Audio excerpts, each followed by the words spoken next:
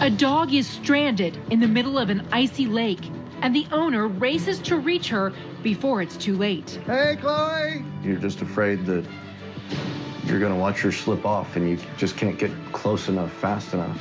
I really didn't think that we were going to get to her in time. And I was in tears the entire time. George is coming! January 2nd, 2013, Kansas City, Kansas. It's morning in the CountryView Lake community when Beth Jacoby hears some unusual cries coming from behind her house. I could hear this. It didn't even sound like it didn't sound like a dog. Just thought maybe it was a cow dying. 20 minutes later, Beth discovers the source of those cries.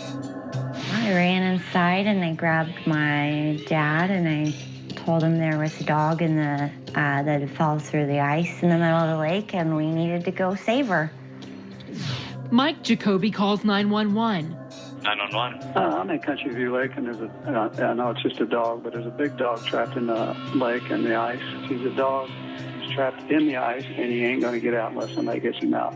All right, I'm going to contact animal control, and we'll try and get someone out there. Down by the lake, the Jacobys recognize Chloe, a neighbor's 16-year-old Labrador retriever. She was really trying hard to kind of crawl up over the ice after hearing her name being called out. The 911 dispatcher calls fellow police officer George Sims, who he knows lives on the lake and has a dog fitting the description. That was my wake-up call. My wife was downstairs. She said she heard my feet hit the floor and she figured something was up. Sims finds his dog in a desperate situation. With Mike Jacoby recording on a cell phone, Sims works out a rescue plan with the help of neighbor John Applegate. He said, she's about 60 feet out. He said, we need an inner tube or something. And I said, I've got one, but I've got to go inflate it. I threw a 100-foot extension cord that was on a reel, and I got the tube secured to the extension cord. I got on the tube and they gave me a push and I just started making my way out to her. Sims swings an axe to try and break the ice. Hey, Chloe! George is coming!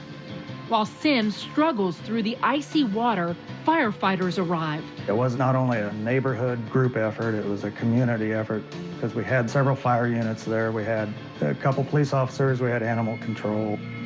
She was out there for at least an hour because it was a good 20 minutes before I realized that it was a dog in the lake, and about 10 minutes before we got down there, and then maybe 10 more minutes before everybody else got down there.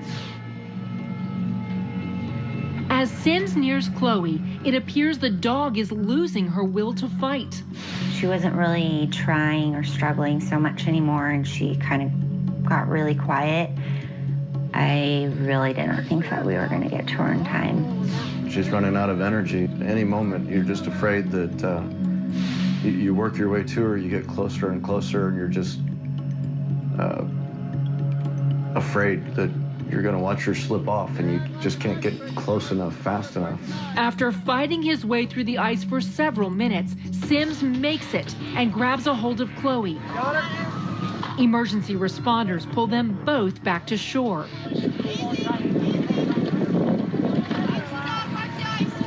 Sims tries to help by breaking the ice with his boots.